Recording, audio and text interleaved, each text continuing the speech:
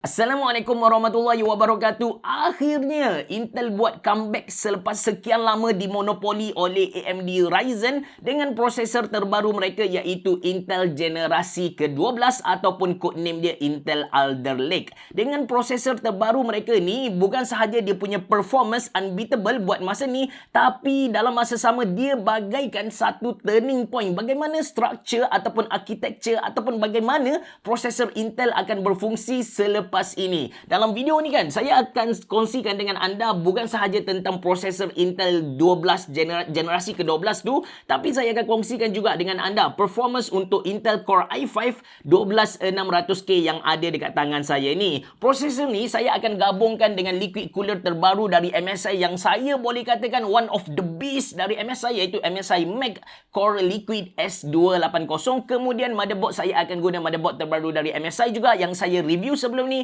MSI Mac Z690 Tomahawk Wi-Fi DDR4. Tanpa berlengah lagi, anda bersama saya Ashraf Jafri dalam channel YouTube Mona Lisa. Dekat channel YouTube Mona Lisa ni kami publish video hari-hari. That's why anda kena tekan butang subscribe dan juga button loceng yang ada dekat tepi dia. Jom!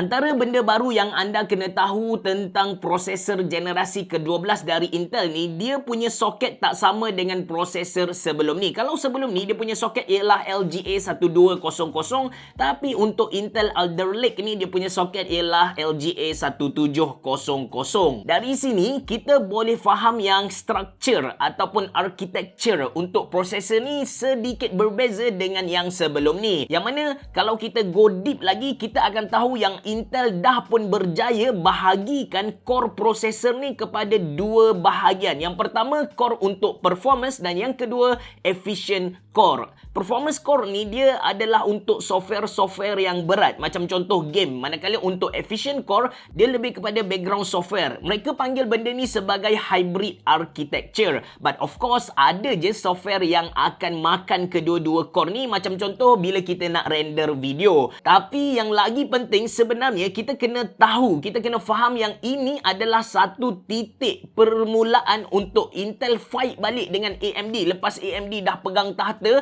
dalam satu jangka masa yang lama. Seriously, dengan wujudnya Intel generasi ke-12 ni, fan-fan Intel yang tegar happy gila. Anda boleh tengok dekat grup PC Gaming Community sebagai contoh. Hari-hari mesti ada orang upload graf yang menandakan Intel Core i9 12 generasi ke-12 lagi bagus kalau nak compare dengan Ryzen 9. Walaupun dia tak mampu beli prosesor tu, tapi sebab nak hangatkan keadaan, dia upload dia punya gambar tu hari-hari. But actually, benda ni adalah satu, kita cakap, competition yang sangat-sangat bagus. Kalau AMD tak keluarkan prosesor yang power, anda bayangkan, maybe kemungkinan anda masih lagi guna Intel Core i7 4th Gen sampai sekarang. Sebab bila tak ada competition, tak ada sebab pun untuk Intel improve dia punya produk. The same thing, kalaulah Intel tak keluarkan kita cakap produk yang bagus, macam contoh Intel generasi ke-12 ni, saya percaya yang AMD pun takkan buat satu perubahan yang drastik untuk lawan benda ni. Bila Intel dan AMD bergaduh, yang untung sebenarnya kita sebagai seorang pengguna. Balik pada cerita Intel 12th Gen ni, selain dari soket LGA 1700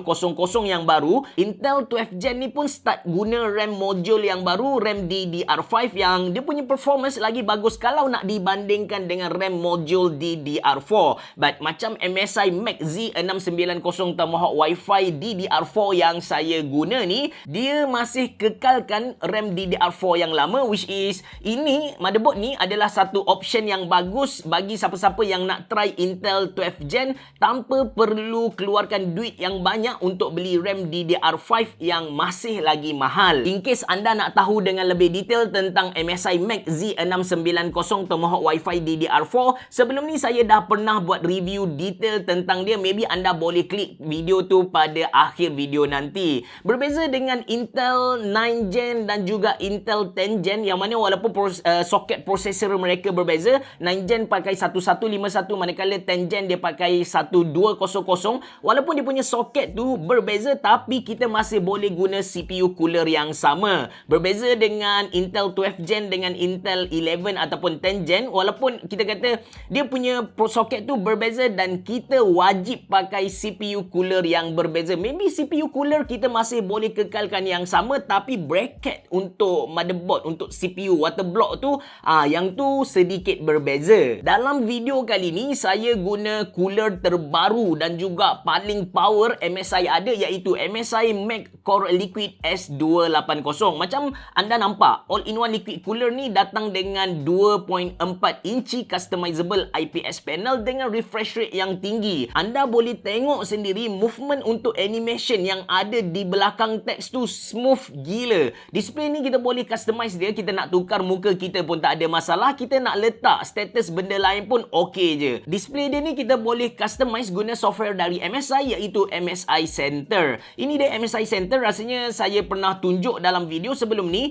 Basically ini adalah one stop center untuk any MSI product, termasuk dengan MSI Mac Core Liquid S280 liquid cooling. Anda buka MSI Center dan pergi dekat feature. Dekat sini anda pilih Core Liquid dan dekat sinilah anda boleh adjust anything berkenaan dengan liquid cooler dari MSI ni. Tak kisahlah dia punya LCD display ke, fan setting ke, ataupun kalau anda nak letak muka anda dekat cooler tu pun, dekat sinilah kita kena edit. Okay? Dan alang-alang dah sentuh bab CPU cooler ni kan, saya nak cerita terus tentang temperature untuk Intel Core i5 12600K dan juga CPU cooler dari MSI ni. Saya tak dapat nak buat comparison antara MSI Mac Core Liquid S280 dengan Intel stock cooler sebab i5 12600K yang saya ada ni, dia tak datang sekali dengan Intel stock cooler. Maksudnya kalau anda beli prosesor ni, nak tak nak anda kena cari CPU cooler yang lain lah. But saya impress gila dengan performance kedua-dua produk ni. Maksudnya prosesor dan juga liquid cooler dari MSI ni, sebab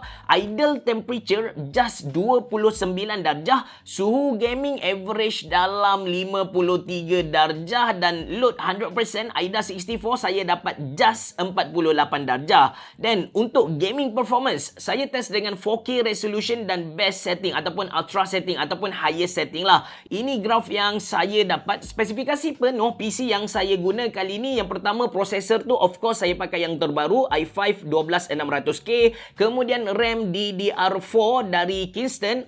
Saya cerita tadi yang MSI Mac Z690 Tomahawk Wi-Fi DDR4 ni, kita masih boleh guna RAM DDR4. Kali ni saya guna RAM dari Kingston Hyper Beast 16GB. Lepas tu saya guna cooler dari MSI tadi. Graphic card saya pakai MSI GeForce RTX 3070 Gaming X-Trio. Saya pakai PSU dari Deepcool. Lepas tu saya pakai casing dari Cougar. Bagi saya, combination antara Intel Core i5 12600K dengan MSI GeForce RTX 3070 Gaming X-Trio terbaik lah. 4K ultra setting, boleh main above dari 60 FPS tu, cantik gila. Ini pula result blender benchmark Intel Core i5 12600K dan saya bandingkan dengan result blender benchmark i5 11500. So daripada sini kita faham yang kalau kita nak guna prosesor Intel Core i5 12600K untuk rendering, tak kisahlah Adobe Premiere ke, Adobe Photoshop ke, nak guna Maya ke,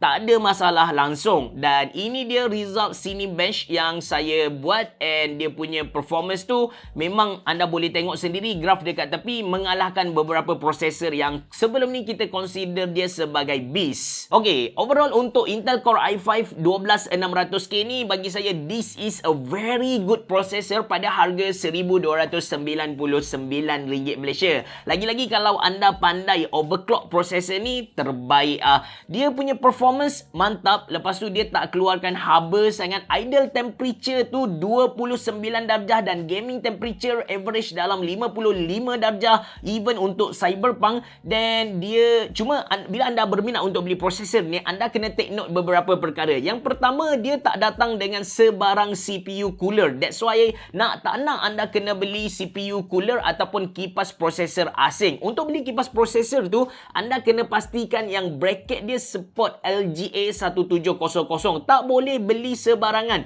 Macam saya bagi tahu tadi, kalau Intel generasi ke-9 ataupun Intel generasi ke-9 dengan generasi ke-10, walaupun soket dia berbeza, kita masih boleh guna CPU cooler yang sama. Tapi untuk Intel Alder Lake ni, kita tak boleh pakai CPU cooler yang sebelum ni, ataupun kita tak boleh pakai bracket CPU cooler sebelum ni. That's why anda kena beli yang baru. Kemudian salah satu benda lagi yang anda kena take note, berdasarkan apa yang saya baca dekat forum-forum, Intel Alder Lake ni kadang-kadang dia bermasalah dengan Windows 11 buat masa sekarang. Maybe yang tu kita kena tunggu update ataupun kemaskini dari Windows lah. Itu saja dari saya. Saya harap video ni dapat membantu anda. Terima kasih kerana menonton. Bereboh. Jumpa lagi.